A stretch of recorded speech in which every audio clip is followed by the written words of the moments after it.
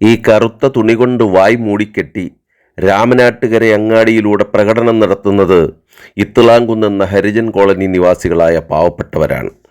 അവരുടെ വീടും സ്ഥലവും സംരക്ഷിക്കണമെന്നാവശ്യപ്പെട്ടുകൊണ്ട് രാമനാട്ടുകര നഗരസഭാ ഓഫീസിലേക്ക് മാർച്ച് നടത്തുകയാണ് ഈ പാവങ്ങൾ. 28ഓളം SC/ST കുടുംബങ്ങളടക്കം 40-ൽ പരം വിവിധ വിഭാഗത്തിൽപ്പെട്ട കുടുംബങ്ങൾ തിങ്ങിപ്പാർക്കുന്ന ഒരു വലിയ മലനിരയാണ് ഇത്തിളാങ്കുന്ന് ഹരിജൻ കോളനി.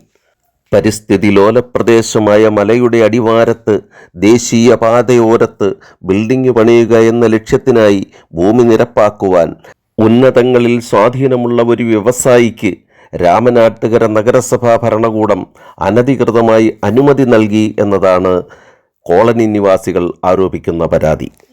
ഒന്നാം ഘട്ടം ഖനനം നിർത്തിവെക്കുവാൻ സാധിച്ചു എങ്കിലും നഗരസഭയുടെയും പോലീസിൻ്റെയും കോടതിയുടെയും അനുമതി നേടുവാൻ സ്വകാര്യ സ്ഥലമുടമയ്ക്ക് സാധിച്ചു. അനധികൃത ഖനനത്തിനെതിരെയാണ് ഇപ്പോൾ നീതിബോധമുള്ള ജനങ്ങളും വിവിധ രാഷ്ട്രീയ പാർട്ടികളും സമരം ഏറ്റെടുത്തിട്ടുള്ളത്.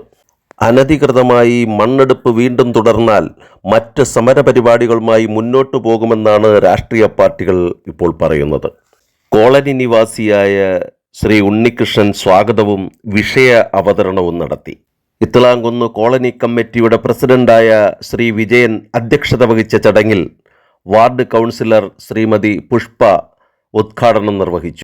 ഇവിടെ വന്ന് കൗൺസിലറായ ഞാൻ പറഞ്ഞതാണ്, ഇങ്ങനെ നിങ്ങൾ ചെയ്യരുത്, കാരണം ഒരുപാട് കുടുംബങ്ങൾ അവിടെ താമസിക്കുന്നുണ്ട്, അവരൊക്കെ മണ്ണിന്റെ അടിയിലായി പോകുമെന്ന് പറഞ്ഞപ്പം ഇവിടുന്ന് സെക്രട്ടറി പറഞ്ഞത് പിന്നെ അവർക്ക് 300 m³ മണ്ണെടുക്കാനും അതിൽ ബിൽഡിംഗ് എടുക്കാനുള്ള അനുമതി ഞങ്ങൾ നൽകി കഴിഞ്ഞു, അങ്ങനെ കൊടുക്കാനുള്ള ഓർഡർ ഉണ്ട് എന്നാണ് സെക്രട്ടറി പറഞ്ഞത്.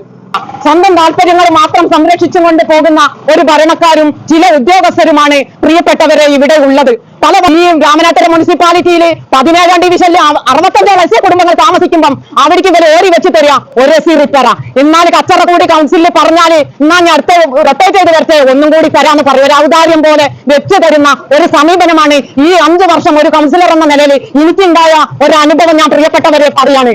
എന്റെ ജനങ്ങളെ ഞാൻ വോട്ട് ചെയ്ത് ജയിച്ചു വന്നതാണ്, അല്ലാണ്ട് ഞാൻ പരീക്ഷ എഴുതി വന്ന ഒരാളല്ല. എനിക്ക് കൃത്യമായ ബോധ്യമുള്ള ഒരു കൗൺസിലറാണ് ഞാൻ. കാരണം ജനങ്ങളാണ് എന്നെ തെരഞ്ഞെടുത്തത്. അവരുടെ ക്ഷേമത്തിന് വേണ്ടിയിട്ട് പ്രവർത്തിക്കണമെന്നും ആഗ്രഹമുള്ള, പ്രവർത്തിക്കാനും വേണ്ടി തയ്യാറുള്ള ഒരു കൗൺസിലറാണ് ഞാൻ.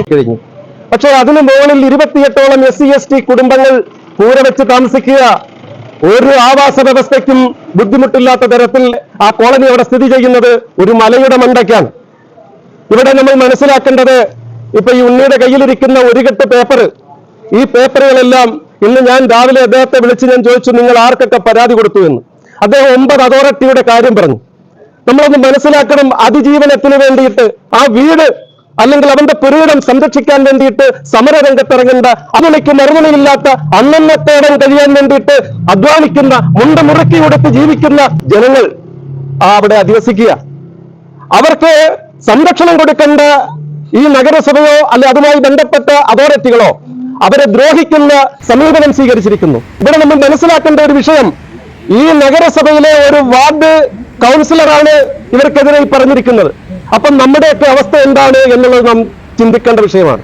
അവർക്ക് നീതി ലഭിക്കുന്നില്ല എങ്കിൽ ഈ സ്ഥാപനത്തിൽ നിന്ന് ഒരു കൗൺസിലർക്ക് അവരാവശ്യപ്പെടുന്ന കാര്യങ്ങൾ നടത്താൻ ഇവിടുത്തെ ഭരണാധികാരികൾ തയ്യാറാകുന്നില്ലെങ്കിൽ സാധാരണക്കാരനായ ഈ ഇത്തിളാങ്കുന്ന് നിവാസികളുടെ അവസ്ഥ നമുക്ക് ഊഹിക്കാവുന്നതേ ഉള്ളൂ.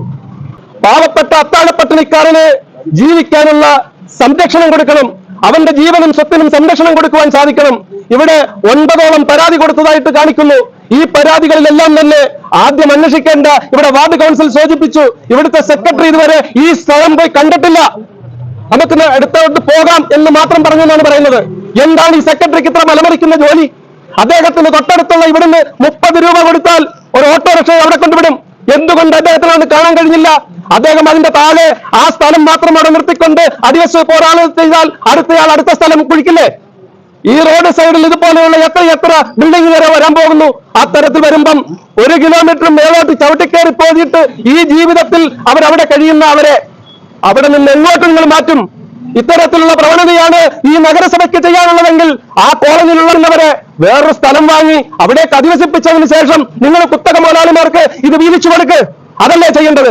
അതിന് പകരം ഈ പറയുന്ന അധികാരവർഗങ്ങള് ഇത്തരത്തിലുള്ള പ്രവണതകളുമായി മുന്നോട്ട് പോയാൽ നിങ്ങൾക്ക് അവിടെ ചെന്ന് വഴി നടക്കാൻ കഴിയാത്ത അവസ്ഥാവിശേഷത്തിലേക്ക് വരാതിരിക്കുന്നതിന് വേണ്ടിയിട്ട് ഈ ഒരു പരിപാടി ഇത് ജനങ്ങളുടെ ജീവനും സ്വത്തിനും സംരക്ഷണം കൊടുക്കുന്ന അവസ്ഥാവിശേഷം ഇവിടെ ഉണ്ടാവണം. അതിനു വേണ്ടിയിട്ട് ഇനിയെങ്കിലും ഒരു ലോഡ് മണ്ണ് പോലും അവിടെ നിന്നെടുക്കാൻ കഴിയാത്ത രീതിയിലേക്ക് പിന്നെ എങ്ങനെയാണ് അവിടെ വീണ്ടും മണ്ണെടുക്കാൻ കഴിഞ്ഞത്? അത് നിങ്ങൾ ആലോചിക്കണം.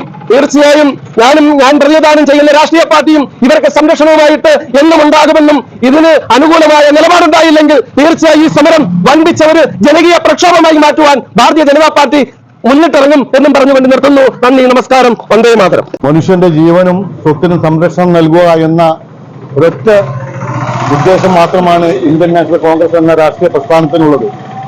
അതുകൊണ്ട് ഇവിടെ സംസാരിച്ചിട്ടുള്ള മുൻ നായകന്മാർ പറഞ്ഞതുപോലെ തന്നെ ഈ മനുഷ്യന്റെ ജീവനും സ്വത്തിനും സംരക്ഷണം നൽകുന്നതിന് വേണ്ടിയുള്ള എല്ലാ പരിപാടികളും രാമനാട്ടുകരയിലെ ഇന്ത്യൻ നാഷണൽ കോൺഗ്രസ് എന്നും കൂടെ ഉണ്ടാകുമെന്ന് മാത്രം പറഞ്ഞുകൊണ്ട് ഈ പരിപാടിക്ക് എല്ലാവിധ ഭാവങ്ങളും നേർന്നുകൊണ്ട് നിർത്തുന്നു. ജയ് ഹിന്ദ്, ജയ് ഭാരത്. ഇവിടെ ആഫീസിൽ നിന്ന് കുറിപ്പടി എഴുതുന്ന പണിയാണ് ഇവിടുത്തെ ഉദ്യോഗസ്ഥന്മാർക്ക്.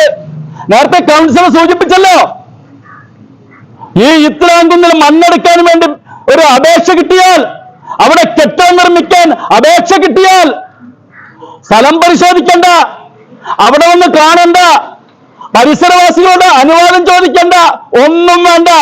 കണ്ണു മുറുക്കി ചെന്ന് ഇവിടെ അടിയിൽ ഒപ്പിടുന്ന ഒറ്റ പണിയുള്ളൂ. കാരണം അവരുടെ മേശക്കടിയിൽ വരുന്ന ആയിരക്കണക്കിന് രൂപയുടെ കെട്ടുകളോട് സന്തോഷിപ്പിക്കുക.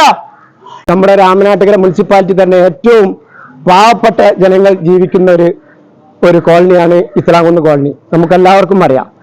അതുകൊണ്ട് അവരുടെ ജീവനും സ്വത്തിനും പിന്നെ സംരക്ഷണം നൽകുക എന്നുള്ള ഉത്തരവാദിത്വം നമ്മളെപ്പോലുള്ള നഗരസഭകൾക്കുണ്ട്. അതിന് ചില ഉദ്യോഗസ്ഥർ അതിന് വിലങ്ങുതടിയായി നിൽക്കുന്നു എന്നാണ് ഇവരുടെ എല്ലാവരുടെയും സംസാരത്തിൽ നിന്ന് മനസ്സിലാക്കാൻ കഴിയുന്നത്. ഏതായാലും ഈ മണ്ണെടുപ്പ് ഇതിനെതിരെയുള്ള സമരത്തിൽ മുന്നോട്ട് പോകാൻ ഈ വിജയം കാണുന്നത് വരെ നിങ്ങളോടൊപ്പം ഞാനും ഒരു കൗൺസിലർ, ഒരു ജനപ്രതിനിധി എന്ന നിലയിൽ നിങ്ങളോടൊപ്പം ഞാൻ ഉണ്ടാകുമെന്ന് പ്രഖ്യാപിച്ചുകൊണ്ട് ഈ സമരത്തിന് എല്ലാവിധ അഭിവാദ്യങ്ങളും അർപ്പിച്ചുകൊണ്ട് ഞാൻ നിർത്തുന്നു. നിങ്ങൾക്ക് എല്ലാവർക്കും നന്ദി. ജയ് ഹിന്ദ്. കോളനി നിവാസിയായ രഞ്ജിത്ത് നന്ദി പറഞ്ഞതോടെ ധർണാ സമരം അവസാനിച്ചു.